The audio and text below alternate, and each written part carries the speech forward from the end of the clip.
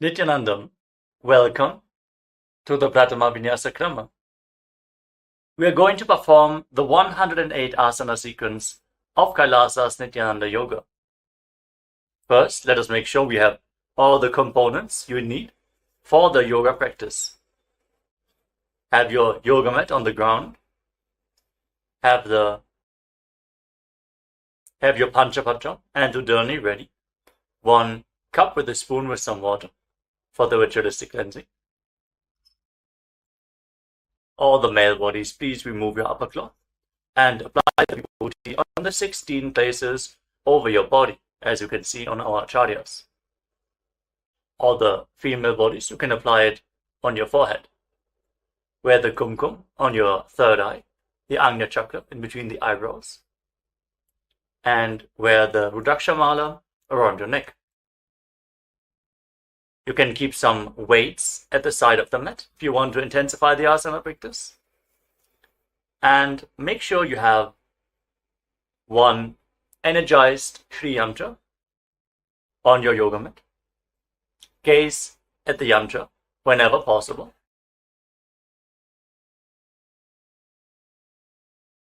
To mirror the macrocosmic energies into your microcosmos.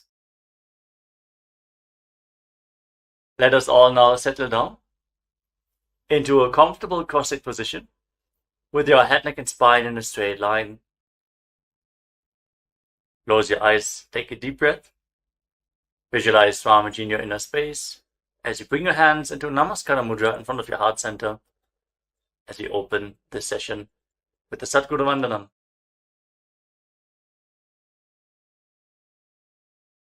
Nithyanandam Paramasukhadam Kevalam Jnanamurtim Dvandvatitam Gaganasadrisham Tattvamasyadilaksham Ekam Nityam Vimalamachalam Sarvadhi Sakshibhutam Bhavatitam Trigunarahitam Sadgurum Tam Namami. Next, we are going to chant the Shiva Mula mantra. Om Ham Hum Shivaya Namaha 11 times, invoking Paramashiva's presence for this ritual of Nithyananda Yoga. Please follow along internally. Om Ham Hum Shivaya Namaha. Om Ham Hum Shivaya Namaha. Om Ham Hum Shivaya Namaha. Om Ham Hum Shivaya Namaha. Om Ham Hum Shivaya Namaha. Om Ham Hum Shivaya Namaha. Om Ham Hum Shivaya Namaha. Om Ham Hum Shivaya Namaha. Om Ham Hum Shivaya Namaha. Om Ham Hum Shivaya Namaha. Om Ham Hum Shivaya Namaha. Let us now enter into the Tattvachamanam, the ritualistic cleansing. Take your Panchapatram and Udani. Keep your right hand in the Gokarna Mudra in the shape of a cow's ear. Take 1 Udani, 1 spoon of water, and pour it into your right palm. Each time the word Swadha is chanted, sip the water from the bottom of your palm and take another Udani of water into your hand for a total of 3 times. Om Atmatattvam Shodhayami Swadha. Om Vidyatattvam Shodhayami Swadha. Om Shivatattvam Shodhayami Swadha. Now wash your right hand with the water from the Panchapatram and wipe your lips twice with the bottom of your right thumb as we chant. Om Ham Hridayaya Namaha. Wash your hand again. With your index, middle and ring finger joined together, touch above the upper lip and below the lower lip. Then wash your hand again. With your index finger and thumb joined together, touch your right nostril and your left nostril. With your ring finger and thumb, touch your right eye, your right ear, and your left ear. Then wash your hand again. With your little finger and thumb, touch your navel, your right chest, and your left chest. And with all the tips of the fingers joined together, touch the crown of your head, the right shoulder, the left shoulder, and your heart center. Wash your hand again. Now place your right hand over the left and place both your hands on the right thigh. Sit straight, close your eyes, and make a conscious resolution. What you want to manifest in today's Nithyananda Yoga session. Hold the visualization of what you want to manifest as we chant the Sankalpa mantra.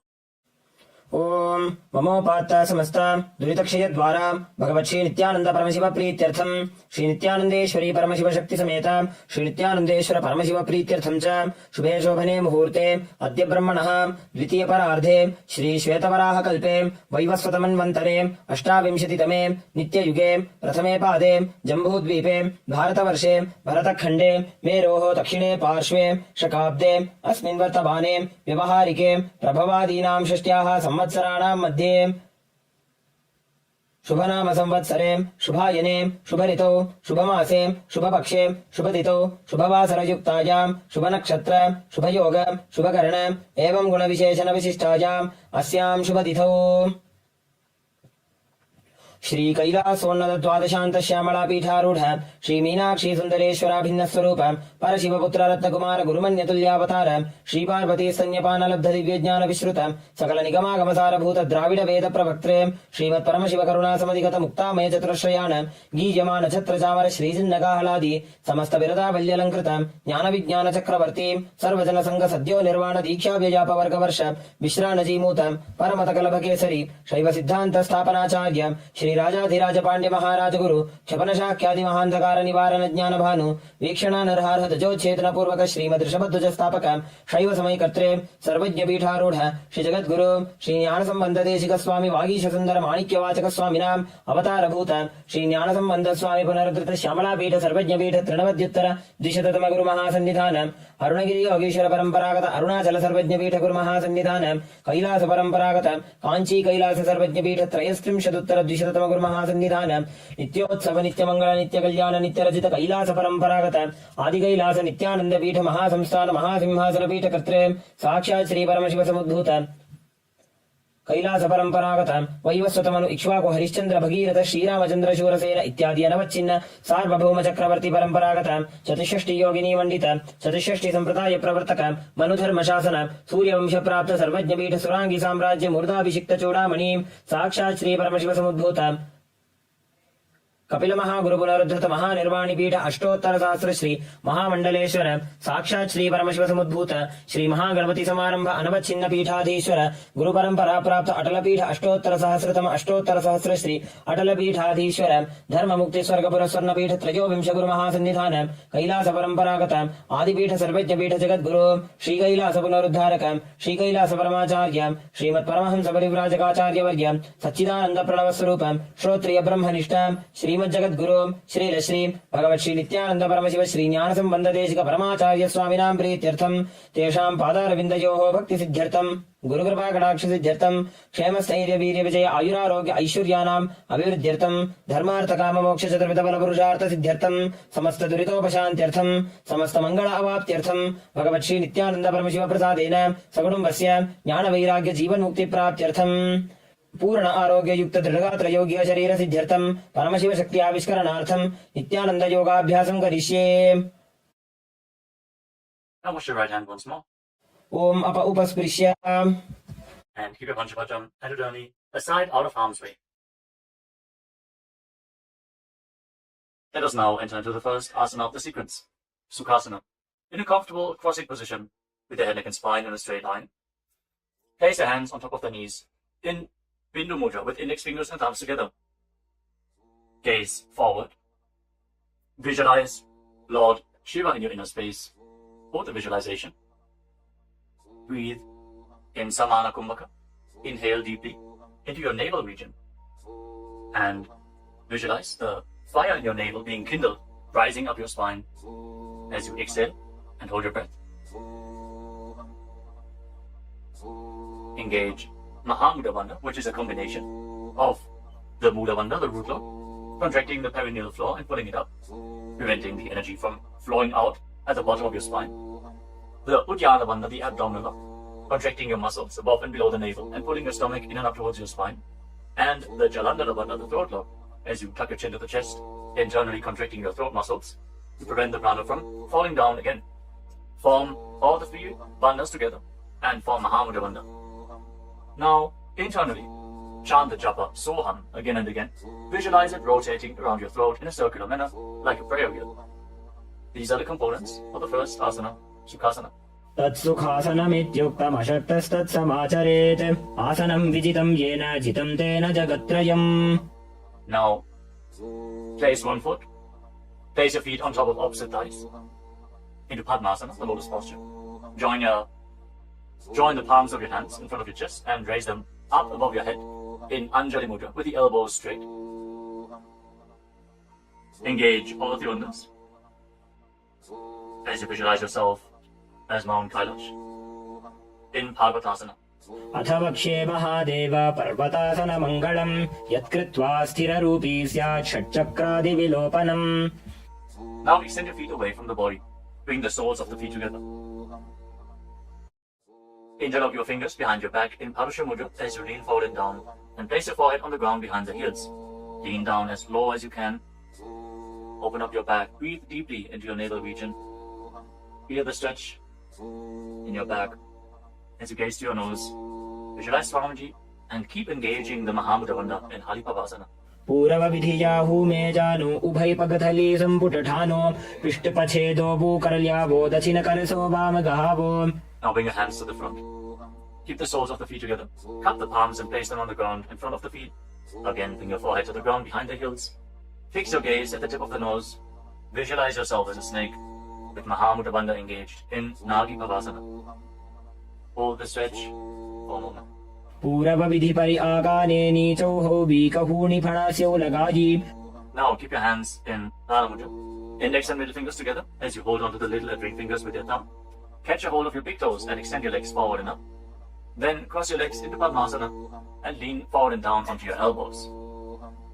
Engage all the bandhas, Mahamudra Bandha, and visualize yourself as a bird in Kokilasana. अथान्यदासनं वक्ष्ये येन सिद्धो भवेन्नरः अकस्मात् वायुसञ्चारं कोकिलाख्यासनेन च. Rise up. Now stack your knees and your ankles.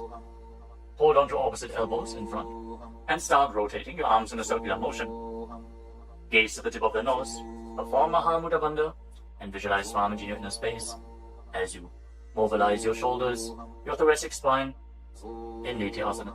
गोडावामापादकी आशमाहिली सोज दशचरणको बारलौ तापरिगुल्फ समोज वामपादको महिलौ बहुरौ गुल्फजो जाना तापरि गोडा दचिकी आशबारली ठान.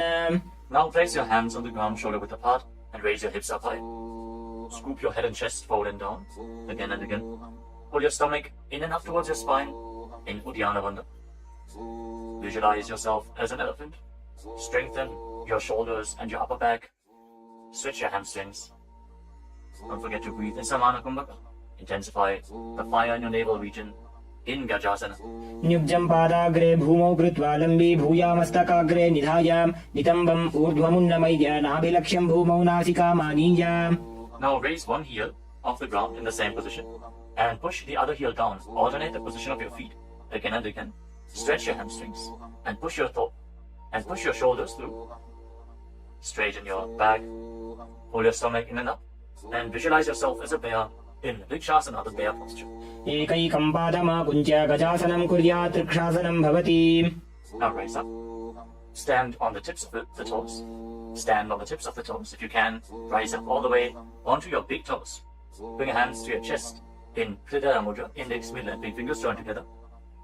Hold your stomach in and up and visualize Swamiji in your inner space. Find the balance in your center. Feel the strength in your calves. In Vaishyasa. केशेन पादयुगलं बद्ध्वा तिष्ठेदधो मुखः अथ वैश्याः वक्ष्ये यत्कृत्वा सत्यवान् भवेत्. Now let us move into the first Karnatha sequence. Starting off with Adimandi posture. Keep your heels together, toes pointing outwards, and bend your knees. Bring your hands in front of your chest. Now raise one knee up along the center of your body in a circular motion and follow along with the respective hand. Repeat the movement on both sides gracefully again and again.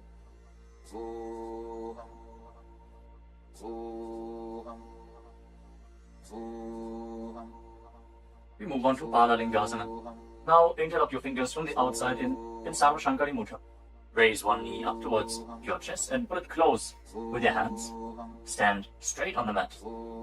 Bring stability into your foot as you engage all three bandhas. The root lock, abdominal lock, and throat lock in Mahamudra Bandha. Visualizing yourself caressing a baby in Balalingasana. एकं जानु उरसि आलिङ्ग्य स्थातव्यं बाललिङ्गनं भवति. Now bring the raised foot behind towards your buttocks. Pull it close with interlocked fingers in Harsha Mudra. Bring the knees close together as you engage Mahamudra Bandha. Visualize Swamiji in your inner space. Bring stability to your inner space. You can focus on the drishti point and external point. Remove any shaking of the inner space and body. Fix your gaze at a point and gain stability of the body and mind. स्थित्वैकस्मिन् पादतले कराभ्यां वेष्टयेतनुं पृष्ठे संस्थाप्य यत्नेन पादपीडनमासनम्. As you now catch the sole of the foot from the inside, kick the leg back in up and extend the other hand forward in Bindu Mudra with index finger and thumb together. Raise the foot up high and visualize yourself as Lord Nataraja in Natarajasana. उत्तानपादं क्रौञ्चं च मरीचिं वीरभद्रकं नटराजं त्रिकोणं च सुप्ताङ्गुष्ठप्रसारणे. Step the foot down and interlock your fingers again from the outside in. Raise the other knee to the chest. Repeat Balalingasana on the other side.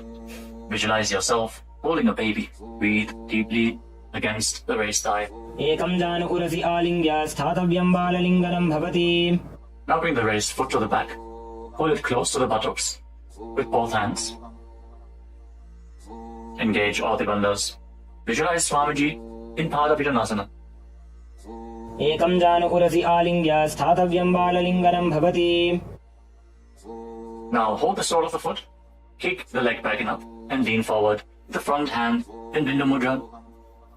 Visualize yourself as the cosmic dancer Lord Nataraja in Natarajasana. उत्तानपादं क्रौञ्चं च मरीचिं वीरभद्रकं नटराजं त्रिकोणं च सुप्ताङ्गुष्ठप्रसारणे. Come to the next karana of the sequence. Again, stand in Adimandi. Heels together, toes pointing outwards and knees bent. Bring your hands to the chest. Step the right foot behind the left. And start swinging the right arm back and forth like a pendulum. Gracefully move your fingers one by one. Place your hand over the nose, cross your ankles. And repeat the movement on the other side as well.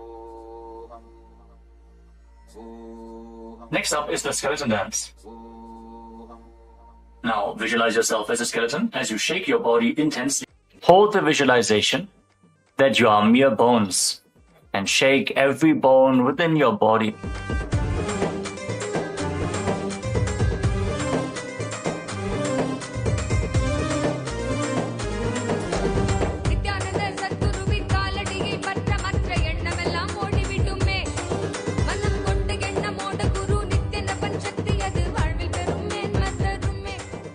Now return to Adimandi posture and cross your arms over top of your head. For the next karana of the sequence, Katichina Karana. Now turn your body to one side, open up your arms above the head, cross them back to the center, follow along with your breath again and again.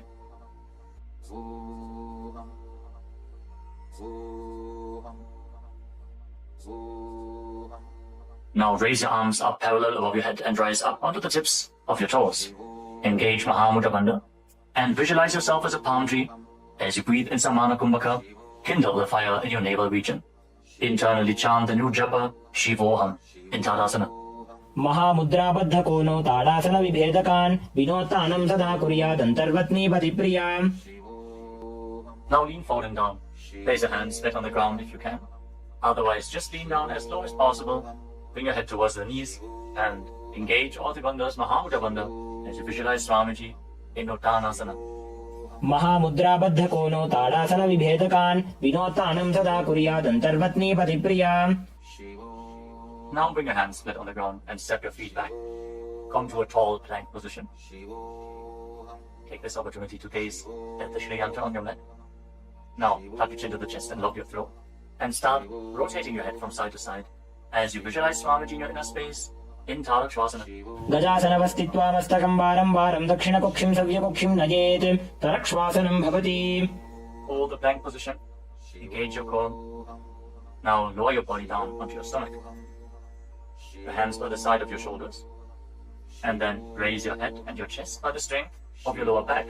Curl your upper back up. Open your mouth in Bhujangani Mudra. Wide open. Inhaling through the hollow of your throat as you visualize yourself as a cobra in Bhujangasana. अंगुष्ठानाभिपर्यन्तम् अधो भूमौ विनिन्यसेत् कराभ्यां च धरां धृत्वा ऊर्ध्वशीर्षफणीवहे. देहाग्निर्वर्धते नित्यं सर्वरोगविनाशनं जागर्ति भुजगी देवी भुजंगासन साधनात्. Now push your body up, back into the plank position, and alternate pulling one knee in towards your chest, back and forth. Breathe calmly through your nose in Sahadra Kumbhaka, leading the prana along your spine and holding the breath on and off in the various energy centers along your spine. Visualize Swamiji in your inner space in Shashasana. गजासन संस्थितौ जानुद्वयमाकुञ्च वारं वारं कर्तव्यं शशासनं भवति. Now step one foot in between your two hands. Simultaneously jump the front foot back and bring the other foot in between the hands. Alternate the position. Jump intensely as you visualize yourself as a chariot in Rathasana. गजासन संस्थितो एकैकं पादं पुरोमार्गेण भ्रामयित्वा कर्तव्यं रथासनं भवति. Remain in this position and rise up. Keep one foot at the back with the toes facing sideways and bend the front knee at a 90-degree angle. Raise your arms up parallel above your head. Intensely engage your legs and your core. Pull your stomach inwards and up in Uddiyana Bandha. Fix your gaze at your third eye as you visualize yourself as Lord Virabhadra with 8 arms in Virabhadrasana. वासिष्ठमथ कौण्डिन्यम् ऊर्ध्वकुक्कुटमेव च अष्टावक्रमथोत्तानं मयूरं सेतुबन्धनम् उत्तानपादं क्रौञ्चं च मरीचिं वीरभद्रकं नटराजं त्रिकोणं च सुप्ताङ्गुष्ठप्रसारणे. Now exchange the position of your feet. Bring the other foot to the front and bend the front knee at a 90-degree angle as you turn the back toes facing outwards and bring your arms up above your head. Gaze to your third eye. Pull your stomach in and up and visualize yourself as Lord Virabhadra. Feel the intense stability this posture brings to your hip. Stand strong and stable in Virabhadrasana. वासिष्ठमथ कौण्डिन्यम् ऊर्ध्वकुक्कुटमेव च अष्टावक्रमथोत्तानं मयूरं सेतुबन्धनम् उत्तानपादं क्रौञ्चं च मरीचिं वीरभद्रकं नटराजं त्रिकोणं च सुप्ताङ्गुष्ठप्रसारणे. Now stand up straight. Take one foot and pull it up towards the inner opposite thigh with the heel close to your perineum. Join your hands in Anjali Mudra and raise your arms up straight above your head. Engage Uddiyana Bandha. Pull your stomach in and up and visualize yourself as a tree. Fix your gaze at an external point for balance in the Vrikshasana, the tree posture. वामोरुमूलदेशे च याम्यं पादं निधायतु तिष्ठेत्तु वृक्षवद्भूमौ वृक्षासनमिदं विदुः. Now bring the raised foot up towards the opposite hip and join your hands in Namaskara Mudra in front of your chest. Visualize yourself as Lord Garuda with heavy wings on your back. Stand strong and stable in Garudasana. गरुडासनमावक्ष्ये येन ध्यानं स्थिरं भवेत् सर्वदोषाद्विनिर्मुक्तो भवतीह महाबली. एकपादमुरो बद्ध्वा एकपादेन दण्डवत् जङ्घपादसन्धिदेशे जानुव्यग्रं व्यवस्थितः. Now step the foot down. Raise the other foot up. Bring your hands together in Anjali Mudra. Raise your arms up above your head. Elbows straight. Perform Uddiyana Bandha. And visualize yourself as a tree in Vrikshasana. Stand stable like a tree. Feel the roots growing from the standing foot. वामोरुमूलदेशे च याम्यं पादं निधायतु तिष्ठेत्तु वृक्षवद्भूमौ वृक्षासनमिदं विदुः. Now step one foot back. Now bring the raised foot on top of the opposite hip and join your hands in Namaskara Mudra in front of your chest. Visualize yourself as Lord Garuda as you repeat Garudasana on the other side. गरुडासनमावक्ष्ये येन ध्यानं स्थिरं भवेत् सर्वदोषाद्विनिर्मुक्तो भवतीह महाबली. एकपादमुरो बद्ध्वा एकपादेन दण्डवत् जङ्घपादसन्धिदेशे जानुव्यग्रं व्यवस्थितः. Now step one foot back and keep the other foot at the front. Keep the back toes facing sideways. Extend your arms out parallel to the ground, lean forward and down. Bring one hand to the foot and the other hand up to the sky. Gaze up along the raised arm and visualize yourself as a triangle in Trikonasana, the triangle posture. उत्तानपादं क्रौञ्चं च मरीचिं वीरभद्रकं नटराजं त्रिकोणं च सुप्ताङ्गुष्ठप्रसारणे. Now rise up. Exchange the position of your feet. With the arms parallel, lean forward and down. Raise the other arm up to the sky. Repeat Trikonasana, the triangle posture on the other side. Feel the deep stretch in your lats and in your hips. Try to rotate your shoulders so they are completely aligned and pointing up to the sky. उत्तानपादं क्रौञ्चं च मरीचिं वीरभद्रकं नटराजं त्रिकोणं च सुप्ताङ्गुष्ठप्रसारणे. Now rise up. Step your feet together. Keep the heels touching, toes pointing outwards in Arimandi. With your knees bent, raise one heel off the ground and bring your hands to the chest, palms facing each other. Now stomp the raised heel to the ground and raise the other heel up again and again as you exchange the position of your hands in front of your chest.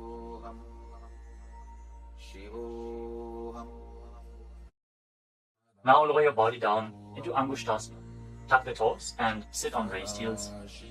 Join your hands in Namaskara Mudra in front of your heart center. Visualize Swamiji in your inner space as you start buzzing like a bee on the in and exhalation in Brahmari Kumbhaka. And internally chant the new japa Sadashivoham in Angushtasana. कबन्धासनमित्याहुः गोरक्षासनमेव च अङ्गुष्ठमुष्टिकं न्येयं ब्रह्मप्रासादितं तथा. Now extend one leg forward and bring your hands to the side. Keep the palms facing forward in Baddha Mudra, with the fingertips barely touching the ground. Be stable in this position as you visualize Swamiji in Saulasana. प्रसार्यैकं पादतलं संस्थाप्य त्वेकपादकम्. Now catch a hold of the big toe of the front foot in Prana Mudra with index and middle finger. Catch the back heel with the other hand and balance in this posture. Visualize Swamiji in your inner space in Vinyasa. गुल्फस्थितो पादमेकं प्रसार्य तत्पादाग्रं संस्पृशेत् तत्करेण गुल्फं चान्यं धारयेत् तत्करेण धूनं पीठं चाभ्यसेत् चोभयत्र. Now rise back up. Step the front foot in. Extend the other foot forward. Keep the hands at the side, palms facing forward. Support your balance with the fingertips as you visualize Swamiji in Saurasana. प्रसार्यैकं पादतलं संस्थाप्य त्वेकपादकम्. Now lean forward and down. Hold on to the big toe in Prana Mudra. Again, visualize Swamiji in Vidunanasana. Feel the stretch in your calf. Build the balance to hold the back heel with the other hand. गुल्फस्थितो पादमेकं प्रसार्य तत्पादाग्रं संस्पृशेत् तत्करेण गुल्फं चान्यं धारयेत् तत्करेण धूनं पीठं चाभ्यसेत् चोभयत्र. Now rise up and step both feet in. Separate your knees as you place your hands on top of the knees with the palms facing up. Now lock your chin to the chest in Jalandhara Bandha and gaze through the gap between the palms. Hold the balance. Calm your inner space and visualize Swamiji in Brahma Jyantushasana. दो भूफणा पाणी होए वैसे एड़ी दो गुदानी वैसे कोरपक दलियां की माहिली आयुष माहेरा शेमिली. Now drop your knees down to the ground. Sit on raised heels and fix your gaze at the tip of the nose. Pull your stomach in and up in Uddiyana Bandha and visualize yourself as Sage Kapila Muni in Kapilasana. दो भूफणा पाणी होए वैसे एड़ी दो गुदानी वैसे कोरपक दलियां की माहिली आयुष माहेरा शेमिली. Now shift your gaze upwards towards your third eye. Maintain this posture and visualize Swamiji's form in your inner space in Bhadragurakasana. दो भूपकतली संपुट करे कोरवारली भूपरिधरे कोरवारली राखे ऐसे तापरी मूल द्वारटी की बैसे. As you raise your knees off the mat, keep the soles of the feet together. Join your thumbs and little fingers and open up your palms into Padma Mudra, resembling a lotus flower. Raise your arms up above your head and gaze through the gap between the palms. Fold your stomach in and up in Uddiyana Bandha and visualize Lord Surya in your inner space in Suryasana, the sun posture. एड़ी दो वो गुदा दरियाने फणा पानी बैठक पुनिठाने गोड़ा जंग अधर करी रहे आड़े वाम इसी विधि कहे. Now place your knees on the ground. Bring the top of the feet flat and place your hands on the knees. Gaze upwards towards your third eye. Visualize yourself as a frog and keep your tongue flat against the palate of the mouth in Manduki Mudra. Stop the buzzing sound on the breath. Breathe calmly through your nose in Sahaja Kumbhaka. Don't forget to chant Sadashivoham internally in Mandukasana. पादतलौ पृष्ठदेशे अङ्गुष्ठे द्वे च संस्पृशेत् जानुयुग्मं पुरस्कृत्य साधयेन्मण्डुकासनम्. From this kneeling position, now bring your hands behind your back. Hold on to opposite shoulders and keep your elbows close to your head. Open up your upper back. Feel the strength in your shoulders. Gaze up towards your third eye. As you keep on visualizing yourself as a frog, with your tongue up in Mandukya Mudra. Pull your stomach in and up in Uddiyana Bandha, in Uttana Bandukasana. मंडुकासन मध्यस्थं कूर्पराभ्यां धृतं शिरः एतद्धेकवदुत्तानम् एतदुत्तान मंडुकम्. Now cross your ankles and sit on your heel. Push the upper heel against your perineum as you keep your hands on the knees. Gaze to the tip of the nose. Stretch your tongue out and exhale forcefully through your mouth again and again. Lock the Mula Bandha intensely as you visualize yourself as a lion in Simhasana. दक्षिणं सव्यकुल्फेन दक्षिणेन तथेतरं हस्तौश्च जान्वो संस्थाप्य स्वाङ्गुलीश्च प्रसार्य च. Now join the soles of your feet together behind your back with the toes pointing backwards and sit on the heels. Separate your knees widely and cross your arms behind your back. Catch the big toes in Prana Mudra. Index and middle fingers together. As you lock your chin to the chest in Jalandhara Bandha, gaze to the tip of your nose and visualize Swamiji in your inner space returning to Brahmani Kumbhaka, buzzing like a bee on the inhalation and exhalation in Bhadrasana. गुल्फौ च वृषणस्याधो व्युत्क्रमेण समाहितः पादाङ्गुष्ठौ कराभ्यां च धृत्वा च पृष्ठदेशतः. Now step your feet flat on the ground. Keep the knees raised and lean forward. Bring your arms in and around the legs. Behind your back, reach for the opposite hands behind your back and interlock your fingers if you can. In Parsha Mudra, gaze to the tip of your nose and visualize yourself as a crow in Kakabhushandi Asana. प्रथमे बेसक उक्कड़ठाने दोवो हाथ पकमीच आने तिनको मोड़ी नल्या परिल्यावे पिष्टपछे काकसी करावे. From the squatting posture, place your hands flat on the ground, shoulder width apart. Bring your knees onto your arms, close to your armpits and raise your hips. Lean forward, lift your legs off the mat and balance on your arms, visualizing Swamiji in your inner space in Kali Pavasana. आसन को गुण आशीर्षिता होई तो आछी होई. Let us now get ready for Kapali Asana, which is the first inverted posture of the sequence. You're suffering from upper back or neck injuries or high blood pressure, or if you're currently in pregnancy, please consult your doctor before performing any of the inverted postures of today's Nithyananda Yoga sequence. With this out of the way, let us now place the head on the ground. Form a triangle between your head and your hands. Keep your knees on your arms, align the hips with the shoulders, and then straighten your legs up into a headstand. Fix the gaze at the nose. Visualize Swamiji. Feel the vibration in the crown of your head as you keep buzzing like a bee in Brahmani Kumbhaka in Kapali Asana. शीश शीशा धरती टेकी पगदो भूमिलिवा ऊंचा कुकरे. Now gently lower your legs down and come to a squatting position.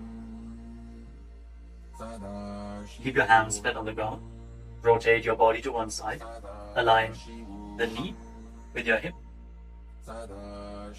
Align the knee and the hip with your elbows and lean forward onto your arms. Extend your legs out to the side and gaze up towards your third eye. Visualize yourself as a peacock and exhale all the way. Hold your breath again and again in Dechaka Kumbhaka as you perform Parsvamayurasana. Balance on your arms with the strength to your wrists and shoulders. मयूरं दण्डवत् कुर्यान् मायूरं दण्डनामकं कुर्यान् मायूरं पार्श्वाभ्यां मायूरपार्श्वनामकम्. Now set your legs down. Twist your body in the opposite direction. Repeat Parsvamayurasana on the other side. Lean onto your arms. Extend the legs out to the side and gaze to your third eye as you visualize yourself as a peacock. मयूरं दण्डवत् कुर्यान् मायूरं दण्डनामकं कुर्यान् मायूरं पार्श्वाभ्यां मायूरपार्श्वनामकम्. Now settle down. Place your hands flat on the ground and step your feet back into a plank position. Take a moment to gaze at the Shri Yantra on your mat as you step one foot front in between the two hands. As you step one foot outside the respective shoulder in between the two hands, fix your gaze at your third eye and visualize yourself as Lord Kala Bhairava in Bhairaganathasana. आसन को गुण पीती जाई. Now step the front foot back and bring the other foot to the front in between the two hands. Feel the stretch in your legs. Open up your hips. Push your hip forward as you engage the Mula Bandha and visualize yourself as Lord Kala Bhairava in Bhairaganathasana on the other side. आसन को गुण पीती जाई. Now step the front foot back and bring your forearms on the mat. Raise your hips up high. Slightly walk your feet forward Open up your shoulders. Try to bring your heels to the mat. Intensely stretch your hamstrings. As you gaze towards your third eye, visualize Swamiji in Unmukha Pitasana. भून्यस्तौ जानुनी हस्तौ चतुष्पदमवाङ्मुखम् उत्थापिताङ्घ्रियुगलकटिस्थलमभिरुकाम्. Now raise back onto your arms and rotate your body. Lift one arm up towards the sky. Keep your body completely straight, your core tightly engaged, and gaze up along the raised arm as you visualize yourself as Sage Vashishta in Vashishtasana. ऊर्ध्वकुक्कुटवासिष्ठमरीचिहलमत्स्यकम् परिवृत्तिम् चोदरस्य विविधम् धनुरासनम्. Now rotate your body to the other side. Raise the other arm up. Keep your core engaged as you repeat Vashishtasana on the other side. ऊर्ध्वकुक्कुटवासिष्ठमरीचिहलमत्स्यकम् परिवृत्तिम् चोदरस्य विविधम् धनुरासनम्. Relax. Now bring your feet to the front. Come to a sitting position with your legs extended forward. Bring your hands underneath the buttocks with the palms facing up. Lock your chin to the chest. Gaze to the tip of the nose. Visualize yourself as Lord Hanuman. As you internally chant the new japa, Mahasada Shivoham in Anjani Asana. दो भूकर की उभय हथेली कोरवारिली मैले भेली सो आगाने भूपरिदाशे महाने अंगुली मिलिराशे. Now lean forward and down. Catch a hold of your big toes and Prathama with index and middle fingers. Lean down as low as you can. Stretch your back. Open your hamstrings and your hips. As you engage Mahamudra Bandha, all the three bandhas together. Visualize Swamiji in Paschimottanasana. जानु परिललाटन्तो पश्चिमं ताडमुच्यते येन केन प्रकारेण सुखं कार्यं च जायते. Now rise up. Interlock your fingers around your neck. And again, lean forward and down. Slightly separate your knees and bring your head in between, with your elbows outside the knees. Form Mahamudra Bandha. So visualize Kali in your inner space in Ugrasana. स्वपाणिभ्यां दृढं धृत्वा जानुपरि शिरोन्यसेत् आसनो भ्रमिदं प्रोक्तं भवेदनिलदीपनं देहावसानहरणं पश्चिमोत्तानसंज्ञकम्. Now step one foot in towards your perineum. Lean forward and down. Bring the respective arm in and around the leg and interlock both hands behind your back. Bring your head towards the knee as you visualize yourself as Sage Marichi in Marichi Asana.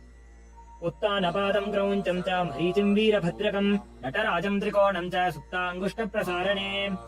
Now rise up. Drop the raised knee to the side as you keep the heel against the perineum. Lean forward and down. Hold onto the front foot. Gaze at the tip of the nose. Visualize Swamiji.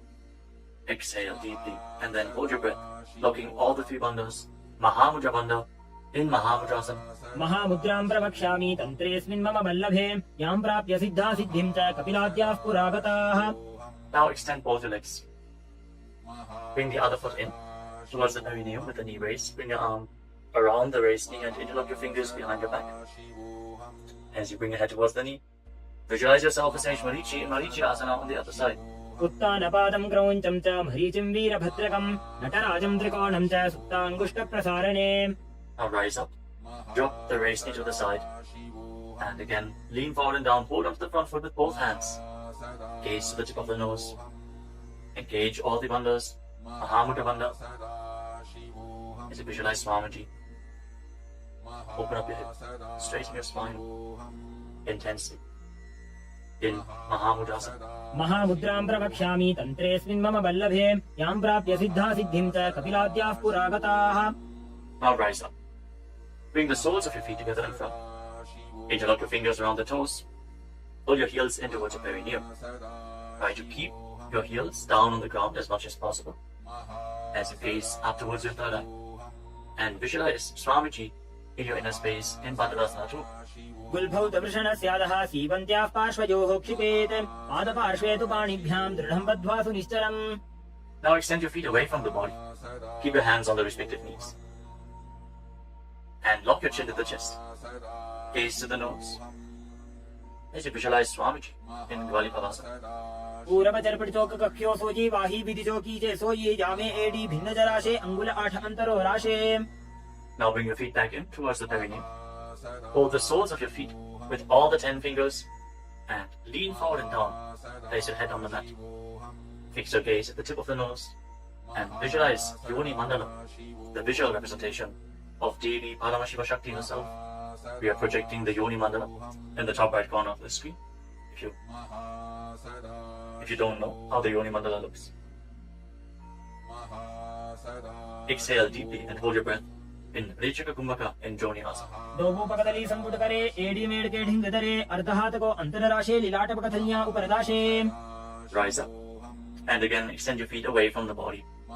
Extend your arms out to the side and lean forward and down from the waist. Try to keep your back as straight as possible as you bring your forehead on the ground behind your heels.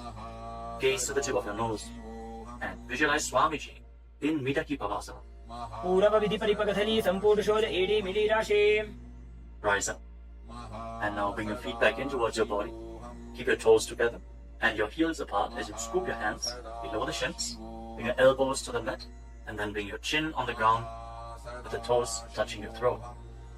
Gaze to the tip of your nose and visualize Lord Surya in your inner space in Siddha Samadhi Asana. दोबो पकदली संपुट करे खोले मेढ़ आगा मेधरे उंगुल 8 अंतरो राशे AD को ऐसे विधि दाशे. Now rise up.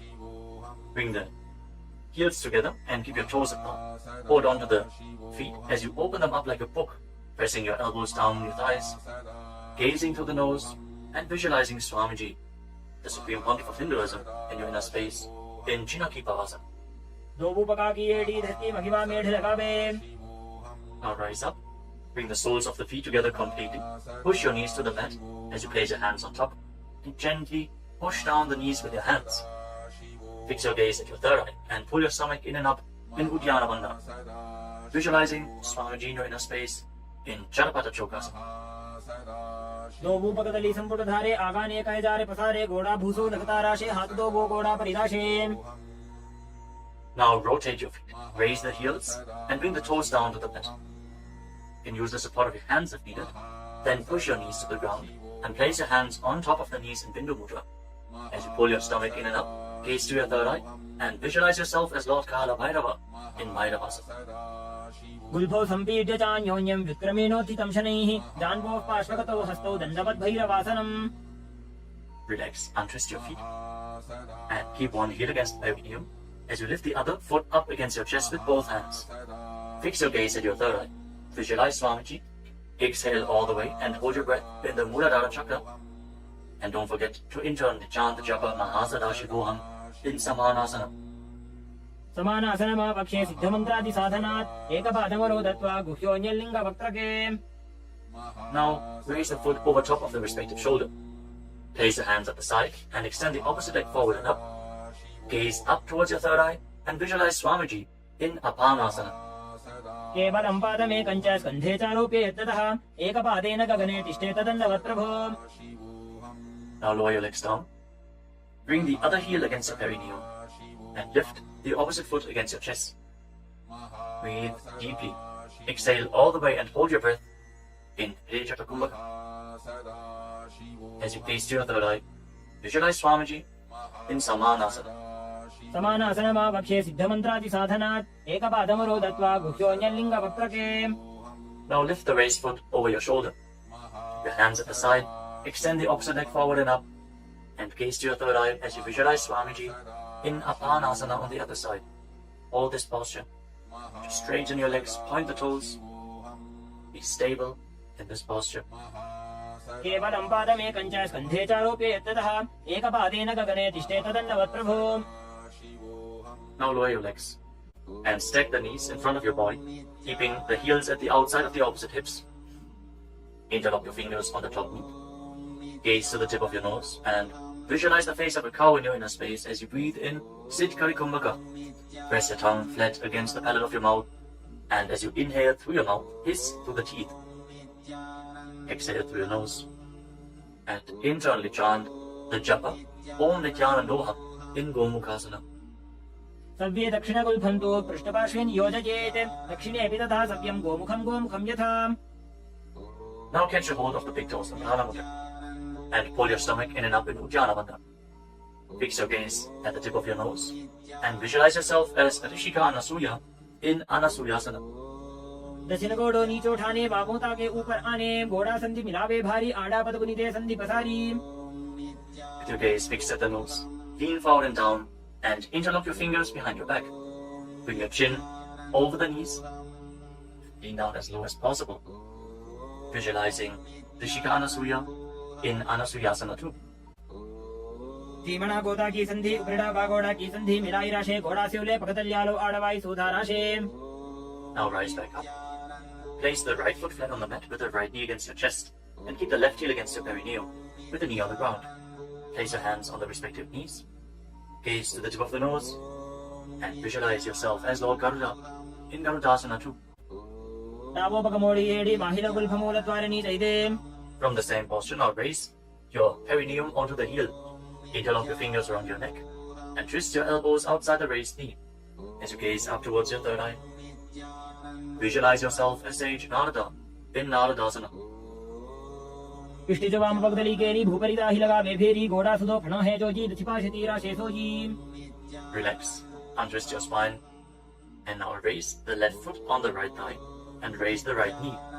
Catch the big toe of the right foot with the right hand in Prana Mudra, and hold onto the shin of the right leg with your left hand as you hug your knees. Fix your gaze at the tip of your nose, and visualize Matsya, the fish avatar of Lord Vishnu in Matsya Pitakasana.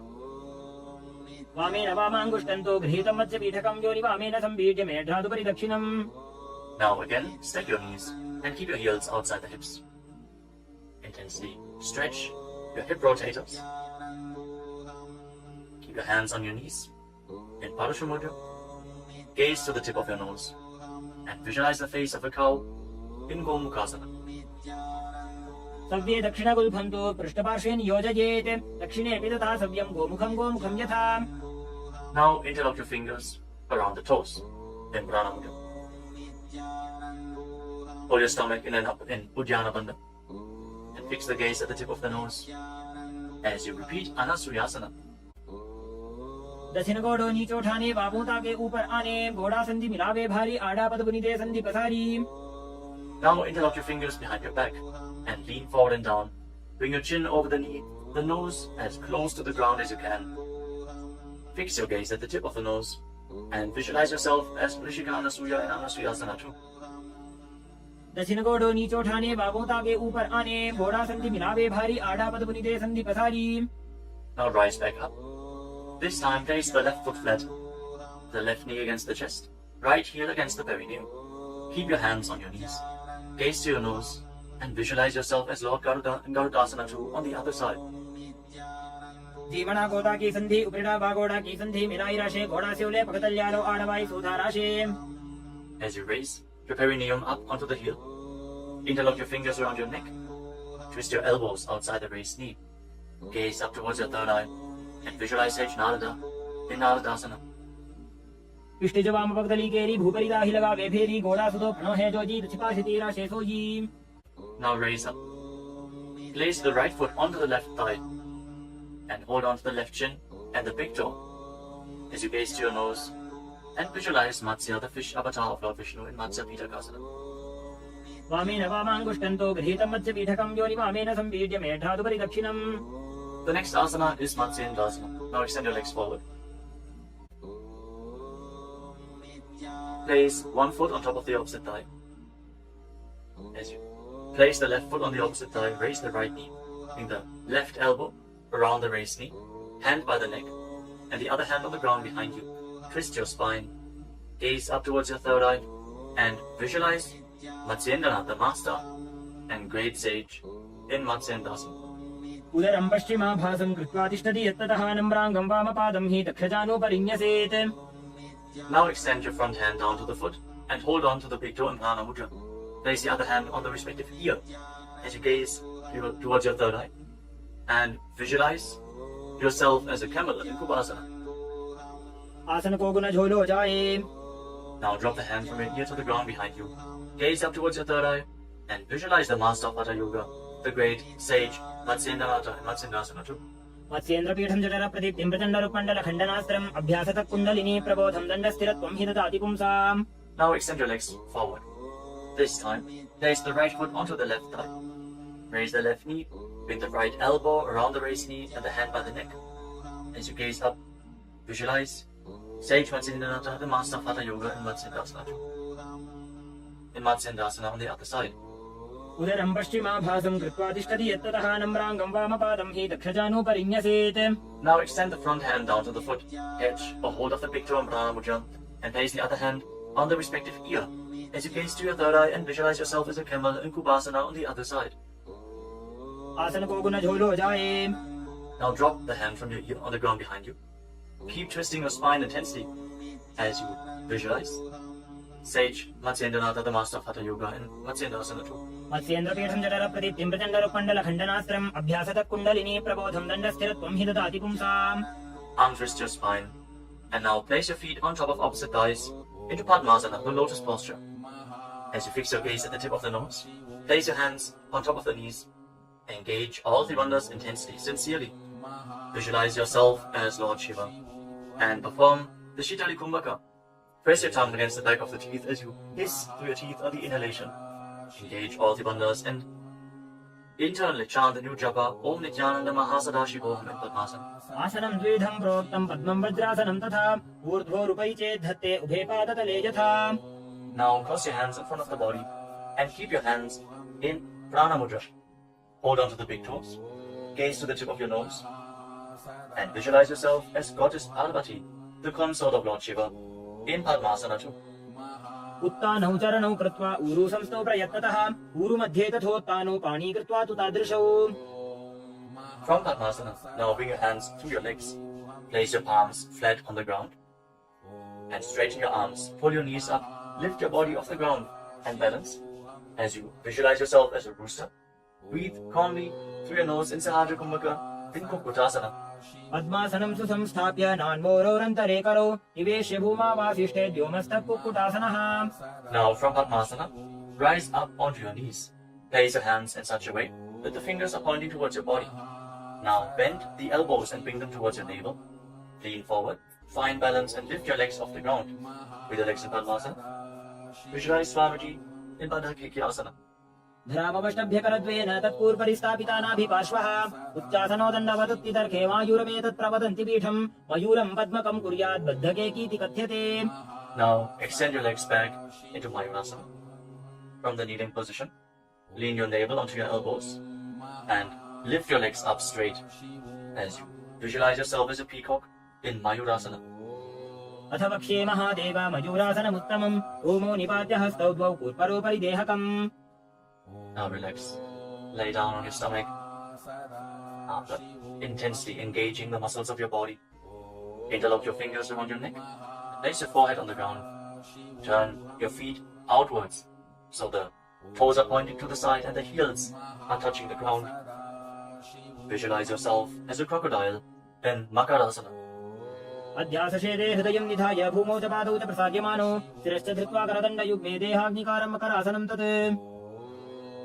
Now keep your hands at the side of your shoulders and raise your legs off the ground. Engage your lower back as you visualize yourself as a locust in Shalabhasana. अध्यासशेते करयुग्मवक्षो भूमिमवष्टभ्यकरयोस्तलाभ्याम् पादौ च शून्ये च वितस्ति चोर्ध्वं वदन्ति पीठं शलभं मुनीन्द्राः. Next, bend your knees and hold onto the feet with your hands, pulling your feet outside of the hips onto the ground as low as possible. Visualize yourself as a camel in Ushtrasana. अध्यासशेते पदयुग्मं व्यस्तं पृष्ठे निधायापि धृतं कराभ्याम् आकुञ्चयेत् सम्यक् उदरास्य गाढमुष्ट्रं च पीठं योगिनो वदन्ति. Now, as you hold onto the feet, kick your legs back and up and raise your head and chest. Bend your back and gaze up.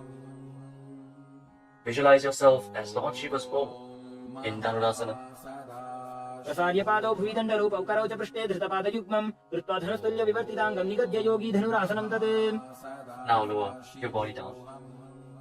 Rise up and come to a comfortable kneeling position. Keep your heels outside the hips with the toes touching behind your back. Keep your hands on your knees or on your thighs. Gaze upwards towards your third eye. And breathe deeply through your nose. Lead the prana along your spine in Sahaja Kumbhaka. As you visualize Swamiji in a space, internally chant the Mahavakya Om Nithyananda Paramashivam.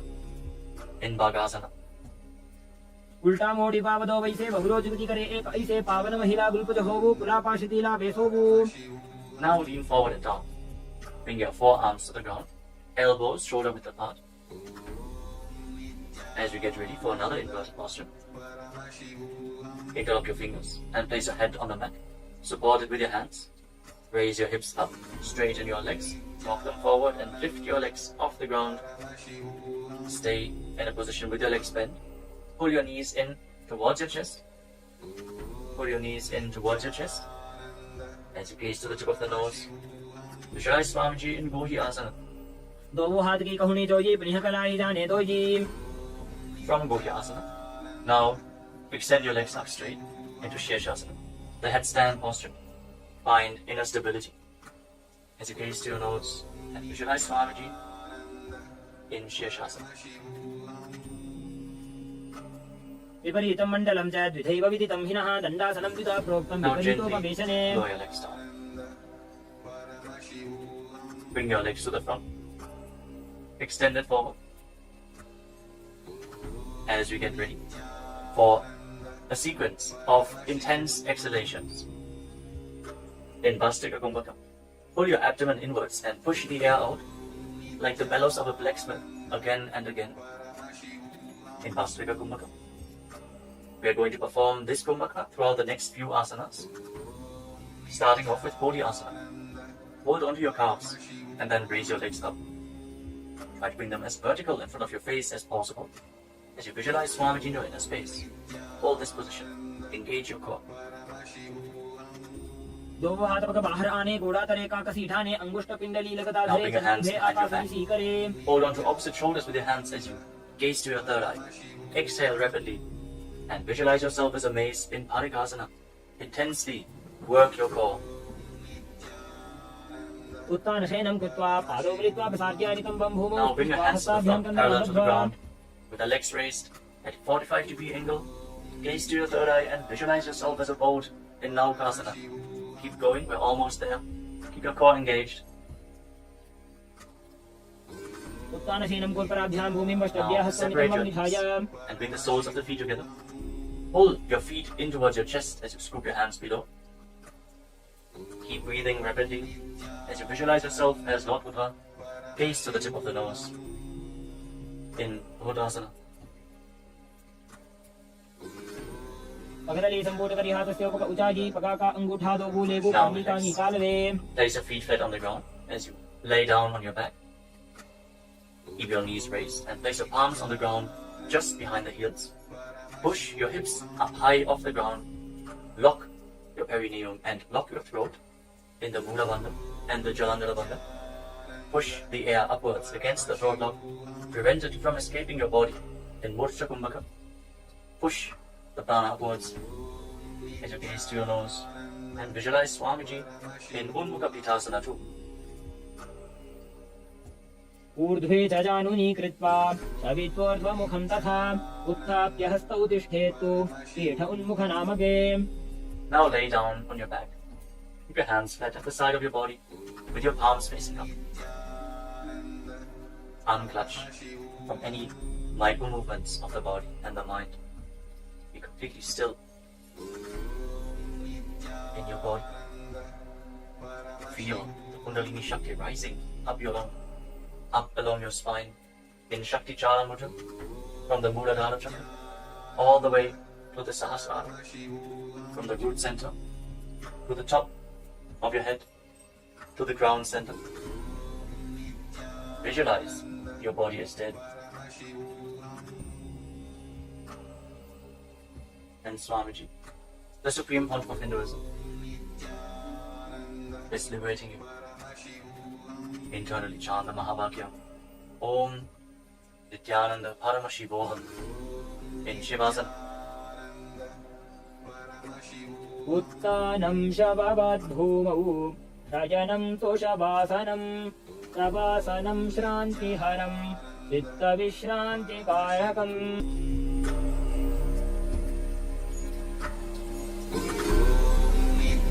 Nithyananda Paramashivam.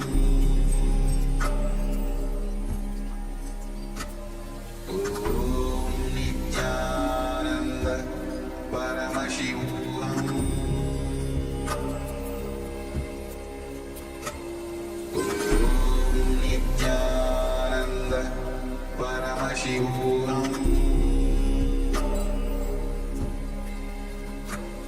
Om Nithyananda Paramashivam.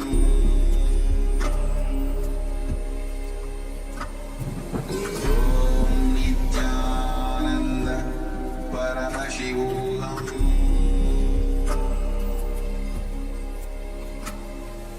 Om Nithyananda Paramashivam. Om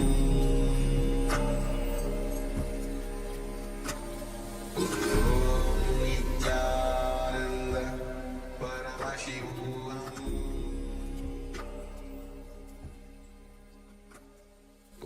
Om Nithyananda Paramashivam. Now, slowly return to your physical body.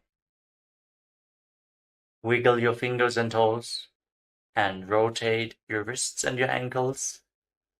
Bend and stretch your elbows and knees. Pull the legs up against your chest. Squeeze your body into a ball. And slowly return to a comfortable seated position.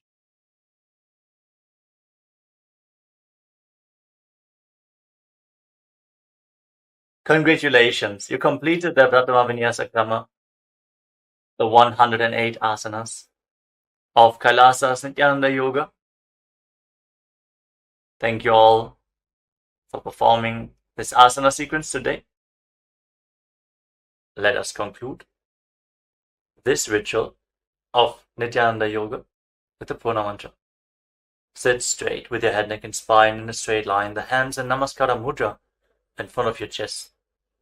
Close your eyes and visualize Swamiji in your inner space as we chant together. ॐ पूर्णमदः पूर्णमिदं पूर्णात् पूर्णमुदच्यते पूर्णस्य पूर्णमादाय पूर्णमेवावशिष्यते ॐ शान्तिः शान्तिः शान्तिः हरिः ॐ तत्सत् सर्वं भगवत् श्रीनित्यानन्दपरमशिवपादुकार्पणमस्तु ॐ नित्यानन्दम्.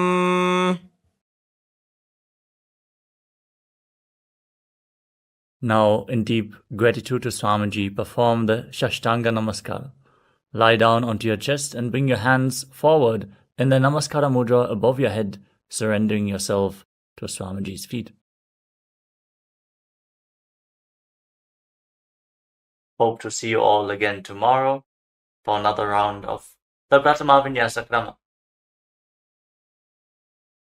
Offering the Pratyakshapada Puja at the Divine Lotus Feet of the Supreme Pontiff of Hinduism, Bhagavan Nithyananda Paramashhivam. Before we begin the Pratyakshapada Puja today, we request all the Pada Puja participants to declare the following statements with integrity and authenticity. If you agree, please say yes loudly. I authentically cognize, which is internally process, understand, and declare the truth that cosmic energy exists. Yes. I authentically cognize, which is internally process, understand, and declare the truth that the Supreme Pontiff of Hinduism, Bhagavan Nithyananda Paramashhivam, is the Chinmaya Vigraha, the embodiment and representation of that very cosmic energy. Yes.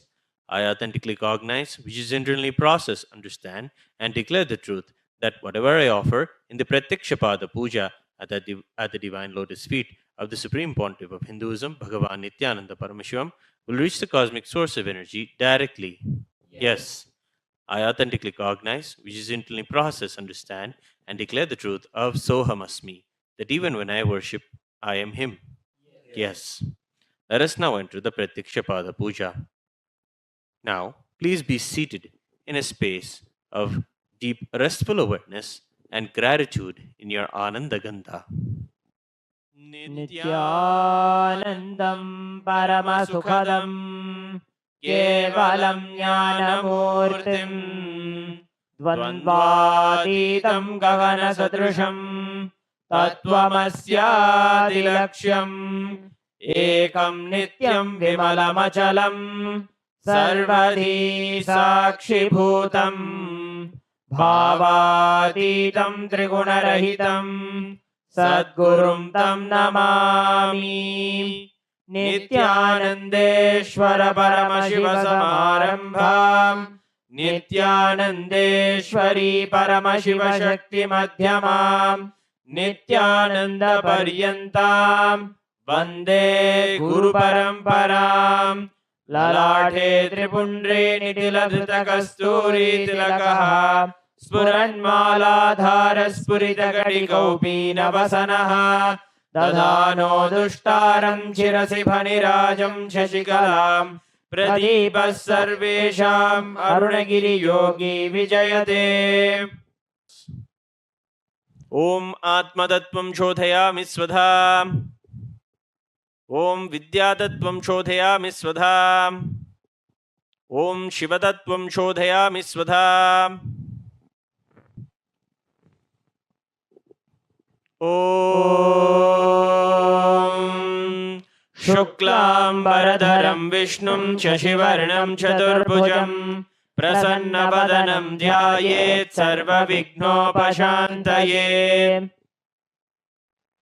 We'll now do the pranayama. ओम होम ईशानमूर्ताय नमः। ओम हिम तत्पुरुषवक्त्राय नमः। ओम हुम मुगुरदाय नमः। ओम हिम वामदेवह्याय नमः। ओम हम सज्जोतमूर्ते नमः। ओम हां हृदयाय नमः। ओम haem शीर्षे नमः। ओम हूम शिखाय नमः। ओम हैम कवचाय नमः। ओम होम नेत्रेभ्यो नमः। ओम हस्त्राय नमः। ओम होम ईशानमूर्ताय नमः। ओम हिम तत्पुरुषवक्त्राय नमः। ओम हुम मुगुरदाय नमः। ओम हिम वामदेवह्याय नमः। ओम हम सज्जोतमूर्ते नमः। मां हृदयाय नमः। ओम हीम शीर्षे नमः। ओम हूम शिखाय नमः। ओम हैम कवचाय नमः। ओम होम नेत्रेभ्यो नमः। ओम हस्त्राय नमः। ओम होम ईशानमूर्ताय नमः। ओम हिम तत्पुरुषवक्त्राय नमः। ओम हुम मुगुरदाय नमः। ओम हिम वामदेवह्याय नमः। ओम हम सज्जोतमूर्ते नमः। ओम हां हृदयाय नमः। ओम हीम शीर्षे नमः। ओम हूम शिखाय नमः। ओम हैम कवचाय नमः। ओम होम नेत्रेभ्यो नमः। ओम हस्त्राय नमः। ममोपात्त समस्त दुरितक्षयद्वारा भगवत् श्री नित्यानंद परमशिव प्रीत्यर्थम श्री नित्यानंदेश्वरी परमशिव शक्ति समेत श्री नित्यानंदेश्वर परमशिव प्रीत्यर्थम च शुभे शोभने मुहूर्ते आद्य ब्रह्मणः द्वितीय परार्धे श्री श्वेतवराह कल्पे वैवस्वतमन्वन्तरे अष्टाविंशतितमे नित्ययुगे प्रथमे पादे जम्बूद्वीपे भारतवर्षे भरतखण्डे मेरोः दक्षिणे पार्श्वे शकाब्दे अस्मिन् वर्तमाने व्यवहारिके प्रभवादीनां षष्ट्याः संवत्सराणां मध्ये शोभकृतनाम संवत्सरे शुभायने शुभऋतौ शुभमासे शुभपक्षे शुभतिथौ शुभवासरयुक्तायां शुभनक्षत्र शुभयोग शुभकरण एवं गुणविशेषण विशिष्टायाम् अस्यां शुभतिथौ श्री कैलासोन्नत द्वादशान्त श्यामला पीठारूढ़ श्री मीनाक्षी सुंदरेश्वराभिन्न स्वरूप परशिवपुत्र रत्नकुमार गुरुमन्यतुल्यावतार श्री पार्वती स्तन्यपान लब्ध दिव्य ज्ञान विश्रुत सकल निगमागम सारभूत द्राविड वेद प्रवक्त्रे श्रीमत् परमशिव करुणा समधिगत मुक्तामय चतुरश्रयाण गीयमाण छत्र चामर श्री चिन्नकाहलादि समस्त बिरदावल्यलंकृत ज्ञान विज्ञान चक्रवर्ती सर्वजन संग सद्यो निर्वाण दीक्षा व्ययापवर्ग वर्ष विश्रान जीमूत परमत कलभ केसरी शैव सिद्धांत स्थापनाचार्य श्री राजाधिराज पांड्य महाराज गुरु क्षपन शाक्यादि महांधकार निवारण ज्ञान भानु वीक्षणा नरहार ध्वजोच्छेदन पूर्वक श्रीमद् ऋषभध्वज स्थापक शैव समय कर्त्रे सर्वज्ञ पीठारूढ़ श्री जगद्गुरु श्री ज्ञान संबंध देशिक स्वामी वागीश सुंदर माणिक्य वाचक स्वामिनाम् अवतार भूत श्री ज्ञान संबंध स्वामी पुनरुद्धृत श्यामला पीठ सर्वज्ञ पीठ तृणवद्युत्तर द्विशततम गुरु महासन्निधान अरुणगिरि योगीश्वर परंपरागत अरुणाचल सर्वज्ञ पीठ गुरु महासन्निधान कैलास परम्परागत काञ्ची कैलास सर्वज्ञपीठत्रयस्त्रिंशदुत्तरद्विशततम गुरु महासन्निधान नित्योत्सव नित्यमङ्गल नित्यकल्याण नित्यरजित कैलास परम्परागत आदि कैलास नित्यानंद पीठ महासंस्थान महासिंहासन पीठ कर्त्रे साक्षात् श्री परमशिव समुद्भूत कैलास परम्परागत वैवस्वतमनु इक्ष्वाकु हरिश्चंद्र भगीरथ श्रीरामचंद्र शूरसेन इत्यादि अनवच्छिन्न सार्वभौम चक्रवर्ती परम्परागत चतुष्षष्टि योगिनी मंडित चतुष्षष्टि संप्रदाय प्रवर्तक मनुधर्म शासन सूर्यवंश प्राप्त सर्वज्ञ पीठ सुरांगी साम्राज्य मूर्धाभिषिक्त चूड़ामणि साक्षात् श्री परमशिव समुद्भूत कपिल महागुरु पुनरुद्धृत महानिर्वाणि पीठ अष्टोत्तर सहस्र श्री महामंडलेश्वर साक्षात् श्री परमशिव समुद्भूत श्री महागणपति समारंभ अनवच्छिन्न पीठाधीश्वर गुरु परंपरा प्राप्त अटल पीठ अष्टोत्तर सहस्र श्री अटल पीठाधीश्वर धर्म मुक्ति स्वर्गपुर स्वर्ण पीठ त्रयोविंश गुरु महासन्निधान कैलास परम्परागत आदिपीठ सर्वज्ञ पीठ जगद्गुरु श्री कैलास पुनरुद्धारक श्री कैलास परमाचार्य श्रीमत् परमहंस परिव्राजकाचार्य वर्य सच्चिदानंद प्रणव स्वरूप श्रोत्रिय ब्रह्मनिष्ठ श्रीमत् जगद्गुरु श्रील श्री भगवत् श्री नित्यानंद परमशिव श्री ज्ञान संबंध देशिक परमाचार्य स्वामिनां प्रीत्यर्थम तेषां पादारविन्दयोः भक्ति सिद्ध्यर्थं गुरुकृपा कटाक्ष सिद्ध्यर्थं क्षेमस्थैर्य वीर्य विजय आयुरारोग्य ऐश्वर्याणाम् अभिवृद्ध्यर्थं धर्मार्थ काम मोक्ष चतुर्विध फल पुरुषार्थ सिद्ध्यर्थं समस्त दुरितोपशान्त्यर्थं समस्त मंगलावाप्यर्थं भगवत् श्री नित्यानंद परमशिव प्रसादेन सकुटुम्बस्य ज्ञान वैराग्य जीवन मुक्ति प्राप्त्यर्थं श्री नित्यानंदेश्वरी परमशिव शक्ति समेत श्री नित्यानंदेश्वर परमशिव अवतार भूत श्री सर्वदेव देवी स्वरूप भगवत् श्री नित्यानंद परमशिव प्रत्यक्ष पाद पूजां करिष्ये। ओम अबौपस्पृश्य ॐ आगमार्थं तु देवानां गमनार्थं तु राक्षसां घण्टानादं करोम्यादौ देवताह्वानलाञ्छनं घण्टादेवताभ्यो नमः।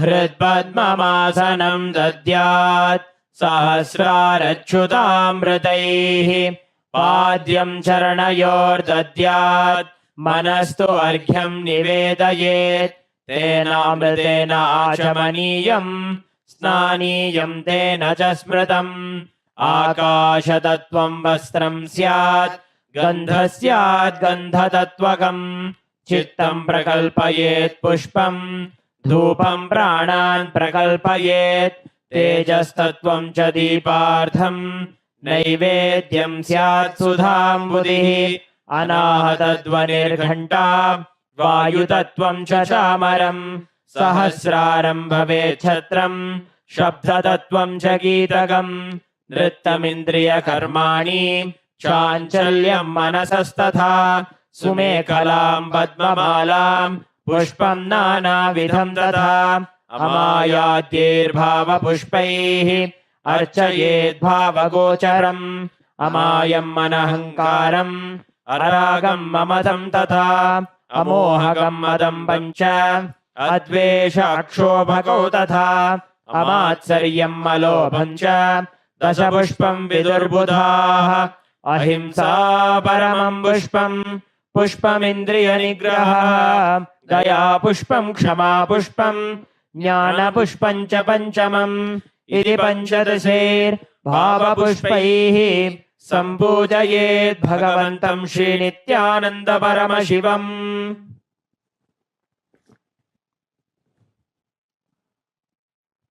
आसनम् ॐ सर्वभूतान्तरस्थाय सर्वभूतान्तरात्मने कल्पयाम्युपवेशार्थम् आसनं ते नमो नमः ॐ ह्रीं इदं सुवर्णासनं सर्वदेवदेवी स्वरूपाय भगवते श्रीनित्यानन्द परमशिवाय नमः